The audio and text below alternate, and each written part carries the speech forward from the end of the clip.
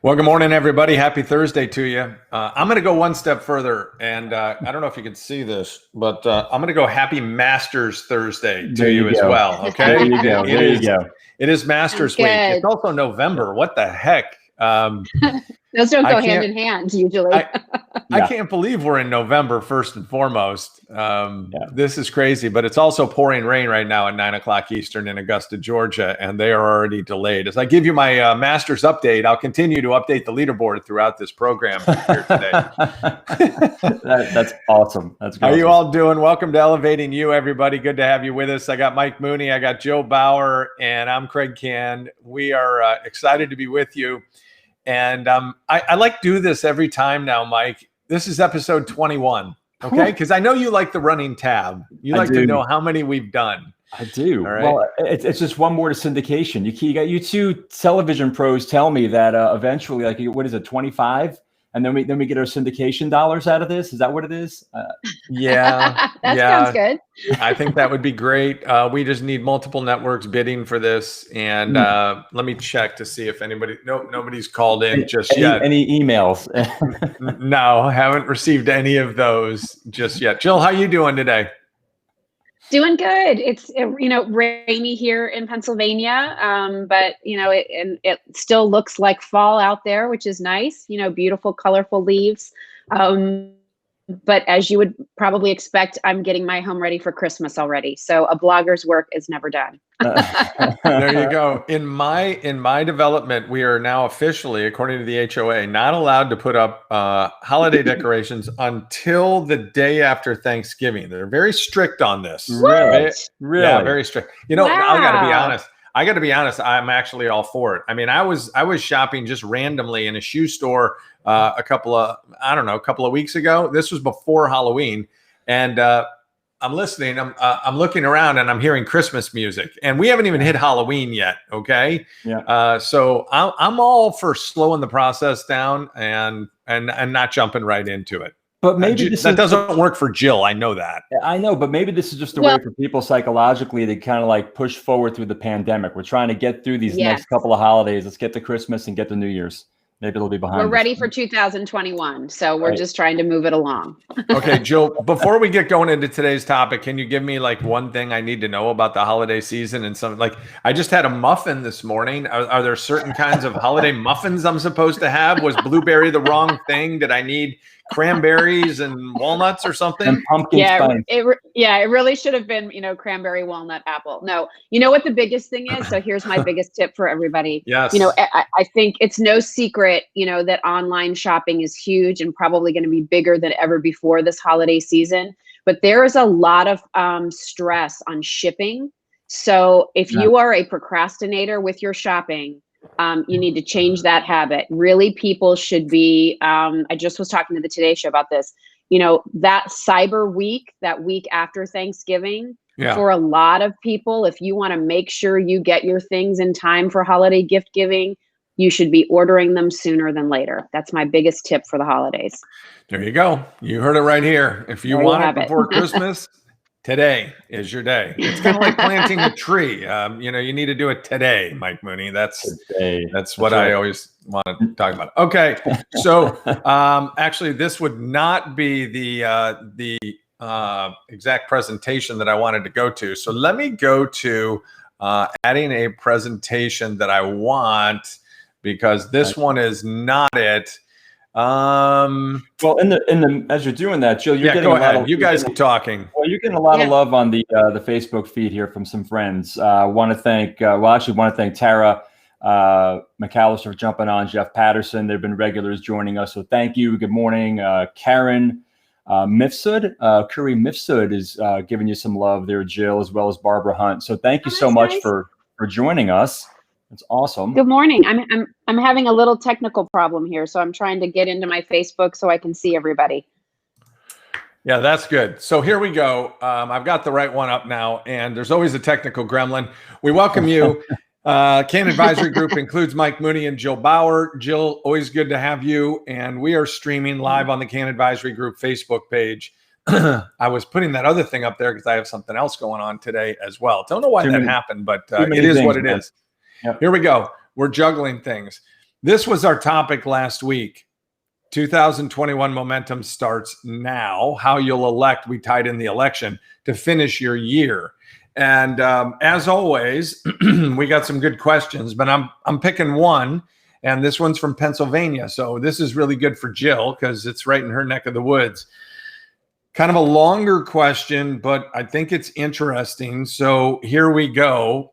Questions from last week. Valerie in Pennsylvania. I question whether momentum can even happen, as many companies and friends I know seem to be shutting down mentally and with their business for the rest of the year. My question is, where do I go with that? I may be motivated, but they don't seem to be. What should I do? I think that's a great question. I've heard it from a lot of people. And Jill, I'll let you attack that first. Well, and, let's face it, Kraig and Mike, the three of us have run into some of that too, as we're trying to launch, what we're doing with our business. Right. Yeah. So I think you have to, it's kind of like what I said last week, we have to live in this new normal, and that's kind of where things are. However, there is a new year right around the corner. That's when people are readjusting their budgets. That's when people are looking to, all right, given this new normal, what are the shifts that I need to make in the business? And I think you, as the person who's looking to initiate some momentum for yourself and your own career, need to be the one that's reaching out and saying, I realize things are different for your company, but here's where I can come in. Like a lot of the processes are still the same. You're serving up the same meal, so to speak. You're changing up the plate that you're serving it on. And I think if you keep that in mind, that will serve you well. I know I've had to do that, in working with companies and looking for partnerships and brand sponsors and things like that. It's really, you just have to shift the way you're looking at things. It's not about the right now. It's when we head into the new year, here are things that I believe I can do to help your business. Mike, you want to add something to that? Well, I do, but I first wanted to say, yes, we're getting Jill converted. I think I heard shift in there like 2 or 3 times. So that was awesome. We're getting there. I love that. The other encouragement I'd offer on that kind of gets back to what we've been talking about of where it starts with you. I understand what's happening outside of us, but I also believe that we have choices and opportunities. And in this case, you could actually be a catalyst to help other people shift their thinking. See what I did there? And they can then start looking at the world a bit differently. And I'm not proposing that we put the Pollyanna glasses on and say, oh, everything's going to be wonderful tomorrow. Well, you know what? It may not. It still may be crap in your particular area of the world. We don't know. But here's what I can tell you is that if you do look at your business, and we talked about this last week when I was mentioning the adaption and the adoption idea, right? How have you had to adapt during this pandemic in your business or your life? And then are those working for you? Are those adaption points like serving you well, serving your business, serving your customers? And then think about, so then what can I make those into adoption points? What will I then adopt into my ongoing process, my ongoing work and interactions with people? So again, it may not be the big gains that we're used to getting in business or our personal life, but I'm telling you, like even just a half a step is a big win today. Mm-hmm. And to Jill's point, we're feeling that and facing it right now. I was having that conversation with my wife yesterday, and I just said, look, I just have to keep pressing. I just have to keep pressing each day, and I believe it. I believe it. So to Valerie's point, which I think is really interesting, I would say something very simple. I'm not going to go on a long rant on this, but I would say you can't control others. Wait, are you saying I went on a long rant? No. All right. This is just a shift. Okay. You can't control others. You can't control yourself. You can't control what happens to you. You control how you react to it. We've heard all those cliches, and 2020 has been, it has been what it's been, and I'll leave it at that. And then you start hearing things about a potential shutdown for 4 to 6 weeks. If you read that on Twitter yesterday, don't know that would happen. I would not be in favor of it. I don't think people are all that accommodating to this. It didn't work the last time. So that's my little political thing for the day. But what I would say is don't worry about all the other people. You can't control what they do. Mm-hmm. What you can control is focusing on yourself. Maybe it's taking down notes. Maybe it's, shooting a few videos, practicing, doing some things that you could put out on social media. Maybe it's rebuilding your LinkedIn page. I don't know what it is. Maybe it's just making some phone calls and getting people excited to talk to you. I think all that stuff could be, valuable, really valuable. So I'm not saying be selfish, Mike. I'm saying think about what you can control and what you can do. Oh, no, I agree 100%. And I don't take that or didn't think of it as being selfish about just you, but it gets back to, we talked about this a couple episodes ago about the idea of move, just get up and move, do something, do that one thing that can actually just sit back and go, okay, great, checked off the list. I think that I go back to in the beginning, Jill, we had mentioned this a while back where folks were saying, if I only had more time, I would. Okay, well, go back to that list. What's on that list that you can still be doing that is for you? I think if we're waiting for the external environment to be that catalyst for us or be that barometer for us, I don't know when that's going to serve us any better. We have to start from within. Yeah. So good question from Valerie. And Thank hopefully, will you keep us posted, Mike, on any that come in? You're always the guy that, is monitoring our Facebook Live on Kann Advisory Group. And I shared it to mine. You shared it to yours, I'm sure. So thank you, Valerie. That's our question of the day. And we move into today's topic, which is the money game. And we talk about money a lot. I think a lot of people are talking about the economy and so forth, how it affects you, what you can do in your own job. Some people are probably sitting there, maybe in a meeting, getting an evaluation from their boss or thinking about what their next raise is going to be or not be. All of those things play with your mind. They really do. I think people start thinking about this stuff. I remember, I was guilty about it. Jill, you too. I might have had a 2-year contract, a 3-year contract. I'm starting to think, okay, what's my next contract going to be? Or how much do I think I deserve? Or all of that. And you start to lose focus in what's really important in my opinion. You go in there for your conversation with your boss about how much you're going to make the next year. And they're going to tell you it's, 3%, 2%, whatever it is. Maybe you're not going to get a raise this year. Given this year, there's a lot of people that have been let go. So I'm sure a lot of executive CEOs are afraid to give anything because of the optic message that it sends to other people who might be walking around. They don't want to hear about somebody else that got a raise if you didn't get one. All right. And a lot of companies are just trying to stay afloat. A lot of people taking less money. So what we wanted to talk about today is raising your experience. This is a kind of a concept, a challenge. Raising your experience or a mind shift. There you go, Mike. A mind shift. I'm winning this morning. This is great. You are. Raising your experience versus thoughts of increasing your paycheck. And so with that, Jill, I want to get your first impressions on that exact topic. What immediately comes to mind that you would want to share? And a little bit later, each of us, kind of a new thing we're doing, 2 things that we want to put into people's minds that can help them from we'll call it a mental aspect and how they carry themselves. So go ahead, your first impressions. Well, my first impression is if you are in a situation where all you're focusing on is the money, I also have to look at that and think to myself, so how much joy and investment do you really have in that job? You should always be putting yourself, or I believe, whatever your situation is, listen, we all need a paycheck. So I'm not saying that, but I think if the focus is always about the money,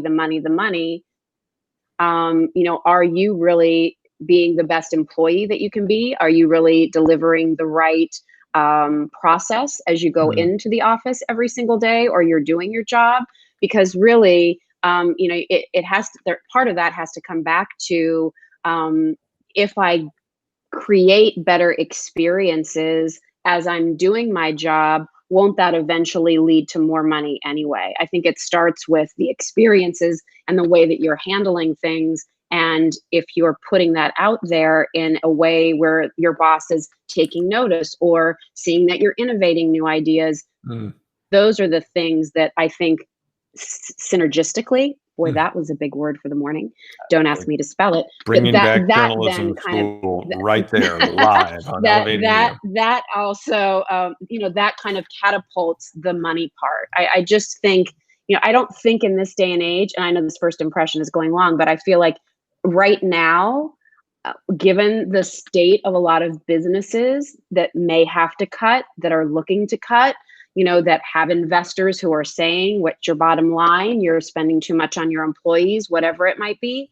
I think that you have to sort of deviate away from the dollar sign and look at the self sign of things that you can do that will help you. And we've talked about that, really stand out and keep plugging ahead. I thought, hey, don't talk about going long. That was terrific. Mike, I'm going to give you your little opportunity here for your first impression and what you think about this. Jill talked about one thing. You want to add to that? You got something completely different? I'm ears. Yeah, I'm just going to add to it that I've been there. I call it the money trap, where you're literally just, you get sucked in because of the commas in the paycheck, but then after a while you realize that the job sucks and you hate it. And worse than that, your health is paying a toll, your relationships are paying a toll, all for what? Because now you've got this money and you realize that, to Jill's point, that there's got to be more to it. And I often look at this idea of the paycheck and not just the actual dollars, but the value. And that's where I think, and where we're going to go today in today's conversation, is about how do you then engage in different places in your life that can increase value, that will then ultimately increase your paycheck, because you're healthy and you can actually do the work, and B, your values increased along the way, not only in your experience, but also in the people within your circles. So, yeah, no, that's good, Mike. When like if we went back to some of your first experiences when you were younger and you were kind of ramping up, did you find yourself chasing money a little bit more, thinking about money when you were younger more than now? No, it's funny. Early on, I was really pretty patient, and I was like, okay, I know I got to pay my dues. I know I got to earn my bones. Yes, I'll do this job. And I was being rewarded. But there was a point in my career where, I called it the cash whipping, where, I took a job that had me on the road for 36 weekends out of the year. I was making a bunch of money. And I put my family sort of like on the side in that sacrifice and justified it in my head and said, oh, but look at this, look at what, and at the end of the day, all of this didn't really matter to what was sacrificed. So I would say I learned that lesson that it really, how much do you really need? Because I realized that there was never going to be enough. If I was focused solely on that dollar sign, it was just never enough. And I kept chasing that. And it was a race to the bottom, in my opinion. All right, I'm going to tell a story. Maybe Jill can relate to this. I remember a long time ago, a while back, when I was at Golf Channel, Golf Digest did an article, which a lot of publications tend to do, about how much people make and how much money is tied to certain news anchors. And, you can look it up on Google and different things. And they posted something that had my supposed salary in the publication. And they called me, can we confirm or deny? I said, I'm not confirming or denying. And we weren't allowed to do that. And it immediately, it changed me, to be honest. Number one, their figure wasn't correct. And I couldn't have really cared less what it is, because your ego takes over and you start thinking, okay, you know what? I really want that number to look huge, right? So everybody can go, wow, this guy doesn't mean anything. I had 3 kids running around who mattered way more than that. I had a great house. There were things that were, going very well. And I felt like it took away from where my attention needed to be, which was to be the best that I could possibly be, doing my job, being on air. I also remember a time when my contract was coming up and I had to waver between, and Joe probably can relate to this, do I want to do a 4-year contract or do I want to do a 2-year contract? And then your mindset starts thinking about what's really important. It's really not the dollars. And I would admit that I made a mistake. Here we go. I made a mistake. If I could take it back, I would do it differently. because I took the 2-year instead of the 4-year. And I would rather now have had the security and the feeling of, all right, I'm good. Like, let's not worry about this. We're all fine anyway. Why do I need to start already? 2 years goes by very quickly, especially when you have kids, right? And all of a sudden you're back in the game of negotiating again, and it's not fun. I would have rather had the other part of it. I was told something once upon a time by a boss that we should chase experience when we're young and chase dollars when we're older. That's not to say that you make everything about money, but I would say that I get asked a lot, as I'm sure maybe you both do, hey, how's your business going? Let's use Jill, for example, who's a little bit later to the game than Mike and I have been, who've been kind of out on our own for 4 or 5 years now. And people are like, hey, how's your business going? Or how's the year going? And I found myself saying, you know what, it's really great. I've made more money in each single year as my business has grown. And then I'm like, wait a second, how does that sound? What I really want to be telling people is, you know what? I've got more clients. I'm doing more workshops. I'm on the road more. Right now, as I sit here in this pandemic, and I'm thinking about 2021 and the fact that it might not be that much better than 2020, okay? I've got these pop-up banners. You know those 5-foot, 6-foot pop-up banners that I bring and I carry them on the road, and 4 of them, and I set up the room in a certain way, and I've got my workbook for my workshop.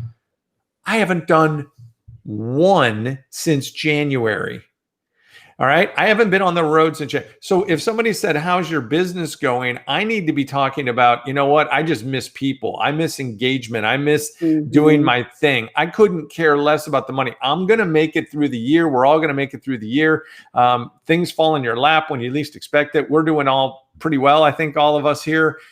And that's really what's most important, is the people that you serve and the value that you bring. And so what I would say in my opening thought, that has gone way longer than anybody needed to have it go, is think about the experiences that you can have and not the money that comes in. Because if you take care of the experiences as your priority, all the other stuff follows. So at work, think about what you can deliver for other people, which I'll get into a little bit more as we roll along. I will let everybody. Go ahead. I was just going to say, I got a comment on the Facebook feed here that Kraig, you're running on. That was I'm sorry, that was from Mike Mooney. I'm sorry. I'm so kidding, man. I love you. I'm just messing. I couldn't resist. Hey, no, I think the transparency is big. I think you got to let people know what you've been through. Yeah, absolutely. It's important, you know. And I always remember your Kmart story and the name tag. I've told that to other people. Yeah. Jill and I can relate, because I guarantee you, if we were in a battle of who made more when we first started in the broadcast business, we'd both have a serious laugh. If she was drinking wine, if it was a drinking game and we were like, if you made less than whatever, have a drink. We'd be like blasted on the floor. Okay. So if you've got questions for Mike or Jill or me, this is where you go with it. Kann Advisory Facebook page, just post them right there, because we use them. Thanks to Valerie from last week. And you can email it info@kannadvisory.com. So I mentioned that we were each going to have 2 things that we were going to share with people. And I'm going to call it Mike's Big 2, and we'll call it Jill's Big 2. This is all about paycheck perspective. Paycheck perspective for those who maybe are seeing theirs not jump and maybe disappointed about where they are. But Mike, I'm going to put it up there for everybody, and you can explain this. Paying professional dividends is what I called it. And you can go wherever you want to do about the 2 things that matter most to you. I love it. And listen, I was kidding before, because I love you and, make good points. But the other thing is, if I'm doing my math correctly, if we've all got our big 2, that would mean that the folks that are joining us today could actually walk away with 6 actionable items and thoughts. So, and hopefully they add 2 that we haven't added. Exactly. You know what I mean? Like, because that can turn into next week's questions. So I love please share your thoughts about what you've either been through or what you think you should focus on, or we should focus on. Anybody should focus on. Go ahead, Mike. Yeah. So I heard this phrase a little while ago from a guy I connected with, and I loved it. And he said, relationships are rocket ships. And, it got me thinking back as I was preparing my thoughts for our conversation today, back in my early career, where again, I was just so focused on the dollars because I was trying to make rent and pay the lease on my car and all those things. And so I was fortunate that my mentor at the time, the gentleman who owned the agency that I worked for, this gentleman, Tom Cotter, was very big on relationships and building them. And I remember him telling me that, listen, he wasn't the relationships as rocket ships guy, but he told me that in this world and what we're trying to do is that your relationships can be just as valuable as money. And I was like, gosh, how can that be? And he started talking about relational equity and relational value. That, listen, if there is a time and you're sitting around the room and people have a problem, they're trying to figure something out, and you say, oh, well, I've got someone in my network that can help us with that. It's sort of that proverbial, I got a guy, we all have to have a guy. Well, I think it's really looking in our networks and realizing that as you're expanding your network and using this time, because people need connections, we're dying for connections. And even though a lot of it's done through Zoom or still through phone calls and maybe limited interaction at a coffee shop or something like that, I would encourage people to really think about the value, the relational value and equity you can be building in your current network and expanding to sort of like get that guy or that gal that can actually bring value. Because there'll be times when, people are going to need, like, oh my gosh, we need a photographer, we need a videographer, we need a marketing person. You know what? I know someone. And better yet is if you know that person and maybe they're looking for work or looking for a gig or looking for a bridge, right? Or something. So now that's amazing value that you've just created, like becoming the center of influence and actually expanding that out. So I would say that would be the first point there. So if I could, my takeaway from that would be relationships are currency. Yes. In very economy of words, relationships are currency today. Yeah. Okay. Yeah. So love the first one. All right. Your second one right there. So exposure, and this isn't like inappropriate trench coat exposure. This is really about how are you getting your brand out there beyond your organization? Because again, there's value in your brand's presence outside of your organization. Companies love that because of the halo that it creates, that if you've got somebody on your team or your staff that is involved in a civic organization, a trade organization, community organization, doing things where they're not only expanding their network, but then they're also gaining an opportunity to showcase their skills, especially if you're doing something in like a trade organization where you're actually connecting with more people in that industry that is creating more value for you and opportunities to put your skills to work. Now, I bring that up because right now, and getting back to Valerie's question early on, is that sometimes in our companies, we're not able to fully maximize our potential because the company's not in a place where they can actually put more into play. Well, here's an opportunity for you to continue to showcase your skills, to continue to sharpen your saw, to continue to be up on a stage or have the presence where other people are seeing you. So that's where I really think that, in the area of relationships and then exposure beyond your organization creates great value for you. It could be in your paycheck that's coming up, or it could be with an opportunity that comes your way. Yeah. Exposure within promoting the brand can drive revenue your way.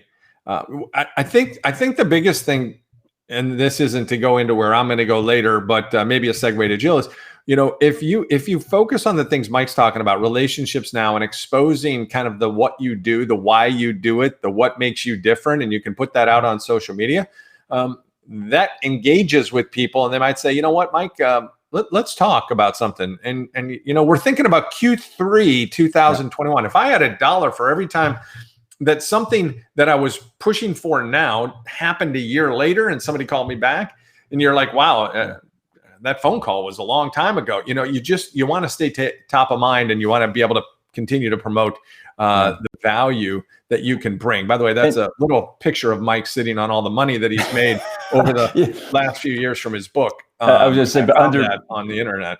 But under that 100 are a bunch of singles. So don't let the stack fool you. Stacking dollar bills, y'all. So, but this is Jeff Patterson just kind of chimed in here. And I think it's an interesting point. He said, I wish that they stressed that at school, like building connections early in your career. And I think that's an important point. Not only not only in school, if you're a teacher, but also as parents. I think it's incumbent upon us to like teach our kids these things and let them know the value at an early age and actually us model that, you know, and then see us connecting and meeting and interacting. And so it's on their radar. I think that's great. Thanks, Jeff, for putting that out there. Yeah, tell Jeff to start asking some questions instead of just making comments, would you?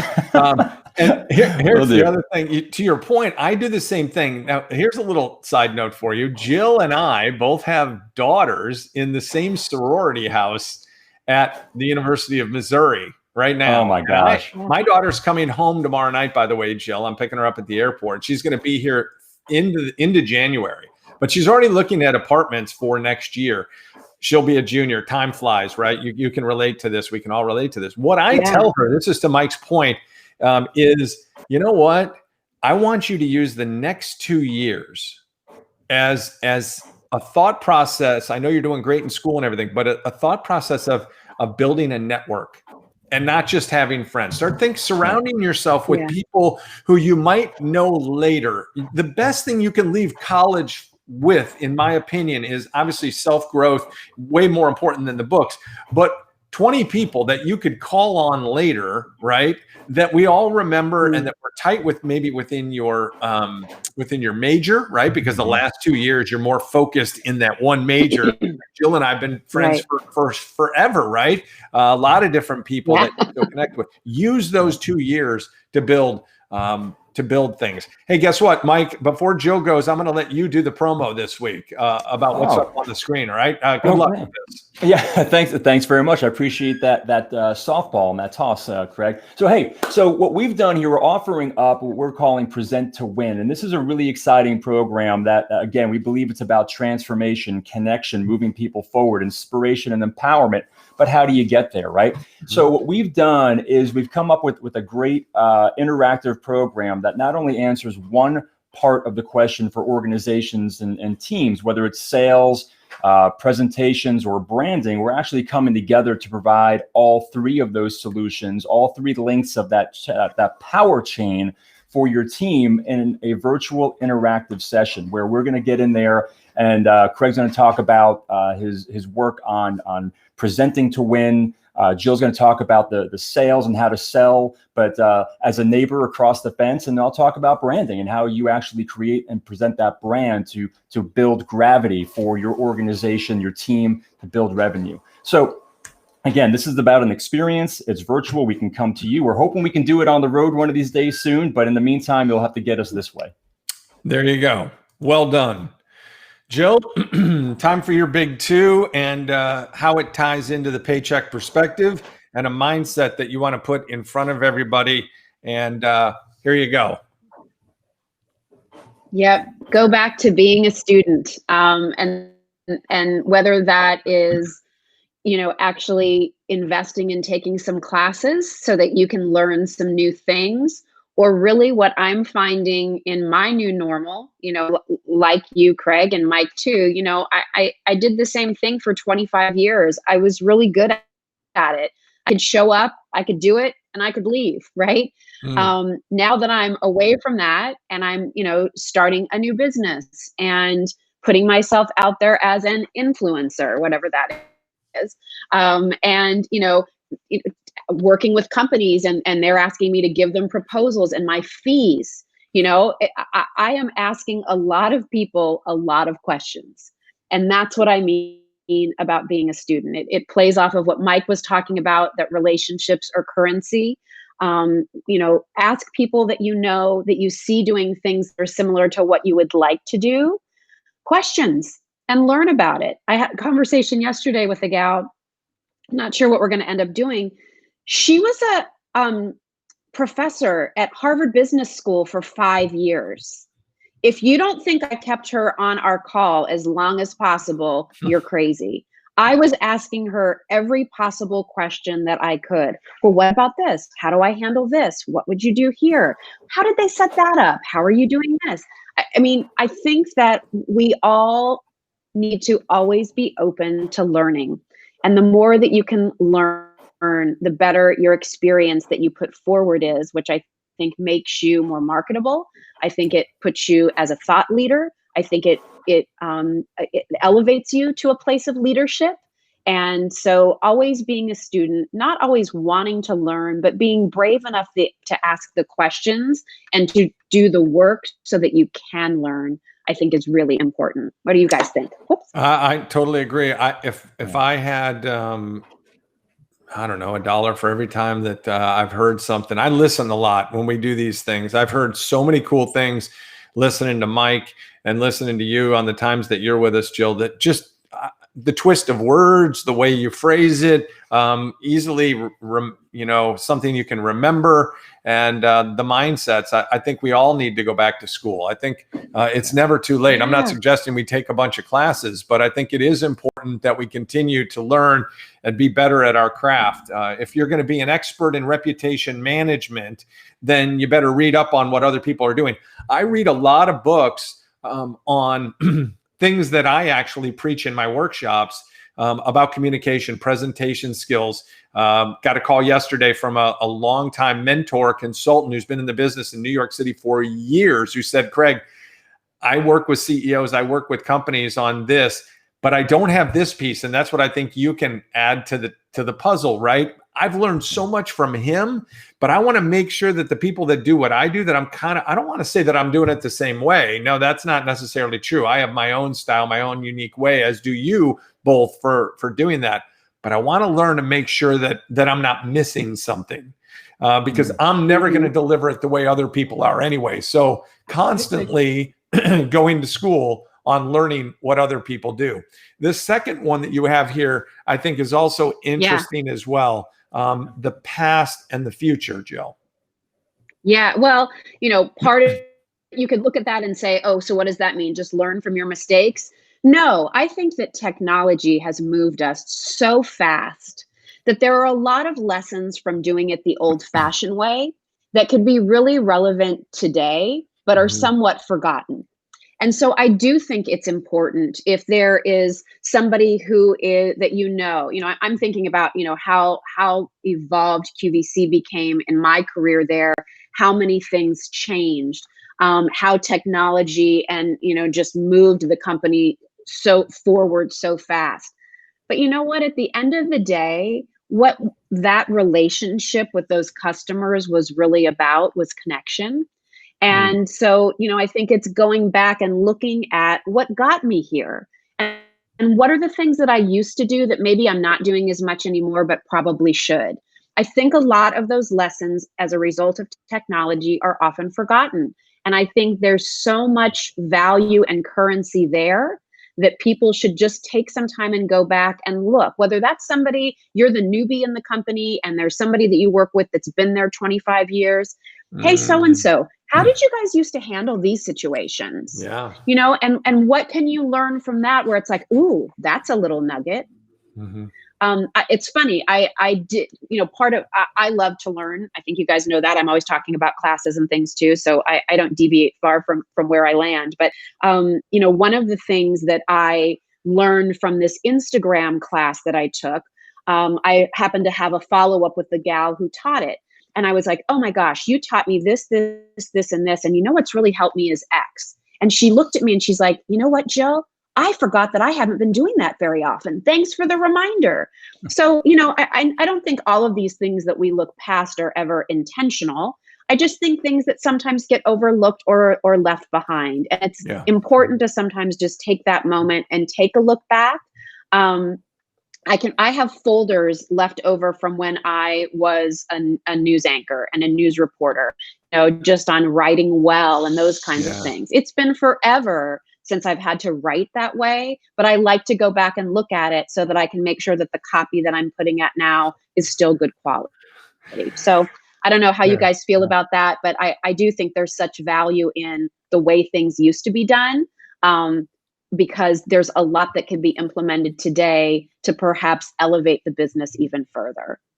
Yeah. Mike, did you want to add something on that? Well, yeah, I love that, Jill, because what you're really saying, in my opinion, what I take out of that is these two words of continuous improvement. And oftentimes we think of that in the business sense of, okay, what are we doing with the business? Continuous improvement, but we're no different. right? I mean, we ourselves as people are no different than the product or the service that we're trying to continue to refine, to put out and get more value for. So why wouldn't we? Why wouldn't we look towards that? And right. I think where it gets a little wonky these days is that, there are different seasons in our lives that we go through, and we go through seasons of thriving where things are fantastic. And then there are seasons where we're just trying to survive and hold on. I think back to that poster that I saw in 7th grade in my homeroom class of the kitten hanging on the branch, and it says "hang in there." It's just like all you're trying to do is just right. You going back? Did we order that with our Dynamite magazines? Exactly. Did you guys remember those Dynamite Scholastic books? Absolutely. So it's recognizing the season that you're in, but in both, we still have to be looking at ways to sharpen that saw. So I love that always being a student comment, Jill. I do. Well, Jill, to your point about learning and writing and all that stuff, I will tell you, and maybe Mike had to deal with this a little bit when he wrote his book, but in my book coming out, I will tell you, remember how we had to learn how to write first in newspaper, and then they broke us of all those habits and taught us how to write for television? Completely different. So now I got 25 years of writing in TV, and I'm writing a book, and I can't help myself, but I'm writing like I'm writing on a teleprompter with a ... and then the next phrase and the whatever. And it's completely different. And I'm like, man, do I ever need an editor? You constantly are learning things that can benefit you later. So going back to school and learning that sort of stuff, and I think is hugely important. So be a student and energize your future by using your past. Were Jill's 2 that she used. I'm going to give you my big 2, and I'm going in a little bit of a different direction, which is good. By the way, folks, little transparency. Jill doesn't know what Mike sent me. Mike doesn't know what Jill sent me. And Mike's Craig and Craig knows all. Right. And I plagiarize big time and take everything that they did. Then I just use a twist of words and make it my own. And that's kind of how I roll. Okay. So here's where I'm going to go. I'm going to specifically talk about the stack of money that we're all, let's be real. I mean, I work to make a difference. I don't work to make a paycheck. If I work to make a difference, the paycheck comes. I don't spend time putting together a presentation that I might do later today, thinking about how much money I might make off of it later. That is not the mindset. I'm thinking about how can I engage with somebody on the other side of this camera to give them some sort of value that will get them to go tell somebody else that they should have been there. That's all my mindset is, period. Now, I've been in those meetings and I've sat with my boss and we've talked about money, and I always believe he who talks or she who talks money first always loses, because in negotiation, if you throw out all your cards and you're focused on money, I think it's a bad sign to begin with. Sell yourself on the merits of what you have brought to the table. Also, don't tell people what you're going to do. Just do it and let the words come from others about the value you brought and how it helped other people. There is great currency and value in that, in the experiences that you can provide to other people and the value that you bring to others. Money is just money. And at the end of the day, what does it do? It pays our bills. Okay. And we might save some so we can retire someday and do what with it? Pay some more bills and do some other things. So what is it that you're going to talk about with your grandkids? You're never going to share with them about the amount of money you made unless they ask you that question, which you still might not give them the answer. They want to know about the experiences you had. So when you're across from your boss, I would say, don't sell out for money. Don't say I need the 11% raise instead of the 6% raise. Talk about the things that you did during the year that impacted other people. When negotiating, focus only, in my opinion, on your experiences and come armed with that. Not a mindset of, I just need to make $10,000 more this year because that will help me do X. Now, I will admit that earlier in my career, I did think about those types of things a little bit more. But as I went on and you get into leadership roles or you get into certain opportunities, man, you start focusing on things like, hey, how can I help this person get to the next level in their career? Or how can I put these ideas up on a big board right here so that we can focus on something that's going to be a game changer and a difference maker for the organization? And if we do that, if we spend our time focused on those things, then my gosh, everything else takes care of itself. And I'll take it a step further. Not only might you walk in and talk to your boss about how much money you deserve to make or feel you're owed, but somebody might be recruiting you, which gives you the leverage based on word of mouth marketing of the things you accomplished within your role. And the best word of mouth marketing doesn't come from outside the organization. It comes from the people that you helped within the organization to get better. In other words, being a great teammate. So that's one thing that I think about. Hey, Kraig, can I jump in on that? Because I got two things. Go for it. One is a comment and one's from the feed. Something I did years ago that I worked out really well, to your point about negotiating for an increase in percentage of raise, is I actually went in and asked for, less money than what I thought I should get, but said I would really prefer if you could put me into an executive leadership program. And it was one of these deals where I got less money on the front end, but I was able to spend a year at the Babson Leadership School, and their management program, and that certificate, and that was of huge value, to me later on. So it was sort of like take a little bit on the front, get a little bit more on the back end. So it's great. The comment I was going to make here, to your point of how you walk into conversations, Tara McAllister put it on the feed. It was great. She's like, I try to walk into every conversation with 2 points. How can I help this person, and how can I add value to them? How can I help this person? How can I add value? In her mindset, that's laying a foundation for a successful relationship building, not just a transaction. I love that. Yeah, no, that's definitely a great mindset and a great thing that you can do. I love that. And I always felt, I had to come in with goals and things that I wanted to accomplish. And to me, that was what really got me juiced up, more so than how much money I was going to make. Because I knew I wasn't going to walk out of there and somebody go, we're giving you $100,000 raise. And I drive home like almost off the side of the road going, I can't believe that doesn't happen. All right. Those things are not real.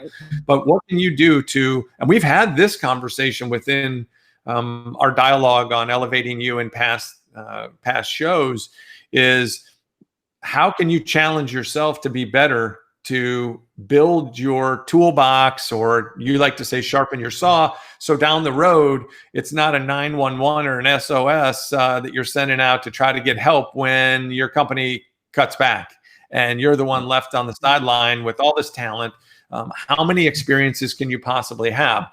So what I would suggest is when you walk in, I kind of said this already, but don't talk about the paycheck. Talk about the difference, not only that you think you have made, selling yourself on the merits of that at that time. That's your one moment. Remember, you're not having 6 different reviews during the year, but think about the things that you can do that will make a difference in the next calendar year. Why? You need self-motivation as well, because there's a lot of people that feel stuck and they're unmotivated by their job. They're not excited anymore. I know Jill's gone through this. I felt it the same way many times. If I could have just had a sabbatical, give me 3 months off, give me 6 months off to recharge my battery and focus on something else. That's where I want to go. And now, because I am my own boss, the meeting that I have is with myself anyway. I'm not walking in going, I've got to sit down with somebody that I got to answer to. I got to answer to myself. And so if I'm answering to myself and I'm focused on money, I am really in a bad place. I've got to focus on what's the next piece of something that I can do that will make somebody else's world better. How can I take a company's issues or pain points and become their quote unquote hero by solving those and giving people answers and helping them move forward. And I love, I've always been an ideas guy. I love coming up with ideas, but ideas are only good if you can take the best of those and make them count for somebody else, period. That's what I enjoy. So those are there's two things, Kraig, on what you were talking about. I mean, I think, the one thing is when you're talking about your value to the opportunity, you also have to look at what is this opportunity. So, sometimes value and company budget don't align, right? Right. So, you might have X dollars, that you think is your value, but unfortunately the company only has X dollars to pay you. That's when you have to take a look at it and say, so what are, like you did, Mike, what are the other opportunities? What else am I gaining by maybe taking a little bit less than I was hoping for and less than I think my value is?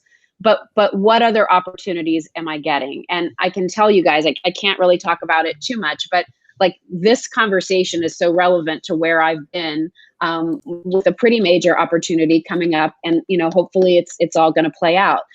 I've never had to say to somebody, here are all of the things. Here's my value. Here's what I see, and here's what I think I should be paid for that. I've never had to do that. I had a contract for 25 years. Like it was pretty much mapped out. And I was thrilled with whatever they wanted to pay me, because it was like, I'm good, that's good, whatever. So I'm really a student right now in this. What is your value? All right. And so, and when you said, Kraig, the first one who puts the number out loses, and I'm like, oh, but they asked me, so I gave a number, probably was too high, but it was in line with my value. And I'm lucky that the conversation is continuing. They see my value too. I don't know that I'm going to get that number, but here's what I have to tell you. If this opportunity happens to me, the value of the opportunity, frankly, for me, is much larger than the paycheck I'm going to receive. And I think for everybody, you really have to look at it. Where I am in my life with Paychecks is I don't need to make the big numbers that I made X number of years ago. I just need to make enough. And that's not living so much further beyond my means. It's just enough. Are the bills paid? All right, we're good. We have a little extra. We're good. College funds, let's put some in there. I just need enough. And I think sometimes you had 3 kids to put through. I only have 2. But Kraig's stack of bills and his graphic was much larger than mine. So if you could pass them my way, that'd be great. But you know what, you guys, like for those of us who lived through the 80s, right? The gluttonous 80s. I feel like, I don't need, personally, just speaking for myself, I don't need that for my life. I go back to my buddy, Susie Orman. People first, guys. People first. Then the money. And I think by putting all these things into perspective, and I hope we're doing that for everybody every single week, I hope there are a lot of ahas of, yeah, or okay, all right, may not get what I think my value is, but she's right. This is a pretty big opportunity. This could lead to me somewhere else. I'm good with that. So yeah, those were just my 2 thoughts, because they're so relevant to where I am with something right now. So I was such a student of both of you guys and what you were talking about, because it's like, yep, it's how do I sell my value, not how much do I want to make.